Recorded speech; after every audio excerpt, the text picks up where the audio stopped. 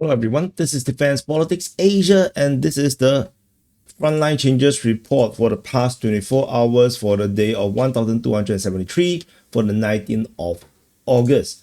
So the yesterday in the title I did put that the Russians are now pushing other places because of the mess in Pokrov, because the Ukrainians reinforced Pokrov breakout zone and weaken some other lines, it seems. At least that's the theory the pro-Russians like to say, but there might be some kind of possibility to that. As the fallout from this breakout zone continues, and then we still have previously yesterday we have mentioned Russian forces geolocated inside Pokrov. So yeah, things are not looking good, and today is going to get worse. So we're going to start off with the first frontline change is over in the Kupyansk, and this is shocking. Russian forces geolocated in the middle of the eastern part of Kupyansk. Again, Russian troops appear in the rear positions of nowhere. This teleportation, technology is getting quite messed up, and I cannot just draw like like this because it's just massive amount of capture, and yeah, it's getting a bit silly. And honestly, if we have this and this both drawn out, this will, you can see how bad is this. Like this is totally sagging. So no, I don't know. I'm not sure. So there is this frontline change here, which is not a front line for now. Well, because we cannot establish where the front line is for now. So another one. So we shall see how this goes. And we go next. In fact, my Sobolivka one was missing. Yeah, it's okay, you know. Anyway, we move on to the next frontline change. This is Kupyansk. Just to add, the distance between the known front line to this zone is 3.39 square kilometers. 3.39 kilometers. So it's 3.4 kilometers. Quite a distance. So the lines are porous. You know, a lot of place for the Russians to sneak in. You know, typical Orcs. Orcs can create holes and yeah, dig stuff. Yeah, anyway, moving on to the next frontline change is over in the Siversk forestry region in the Liman front. So this is Dibrova, and this is the Siversk forestry, and the Ukrainian mapping have updated the map. So in this sector here, there is multiple frontline change. I will cover this tree first. So in the southwest of Dibrova, the Russian forces seem to advance a little bit. The Ukrainians disclaiming part of the land. And then within the Siversk forestry, there's some advance inside of the forest. And then over in the north of Krychorivka, Russian forces also have advanced along the river in the north of Krychorivka. So the Russians are advancing within the forest. So this is a continuation of the previous slow collapse of the Ukrainian line within the forestry. In the south of this position in the Siversk front, so this is Siversk, and the Russian forces have up frontline changes in the south of Krychorivka. However, this is based on Russian claims. This is Rybas mapping. Pro-Russian sources map that the Russian forces have advanced in the southwest of Krychorivka, leading to this massive change in this area here, which is not entirely surprising because this salient is very, very difficult to defend, if you ask me. The advance is probably on average around 1.3 kilometers. This chunk is 5.04 square kilometers captured by the Russian forces, but this is a claim, so this is not confirmed. This will only affect the Russian mapping. Ukrainian mapping will not be affected. In case just for the people who are not familiar with DPS mapping, or you're not familiar with this channel, there's two maps on the map. The blue one is the Ukrainian version of the war.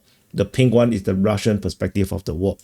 Further south, around at Ivano-Darivka, Vimka, between these two zones, the pro-Russian source also have updated the map to show that they have straightened the front line here in the south of the fortification over this sector. This is Vimka, and this is Ivano-Darivka.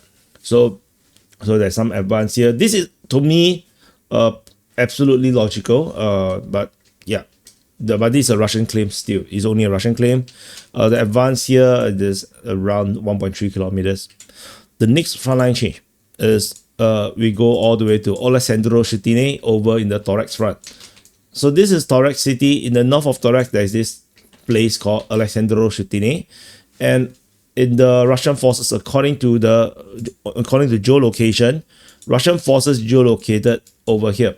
So this means that the Russian forces have advanced in the south of Alexandro Shutine, arguably. So the village is very messy.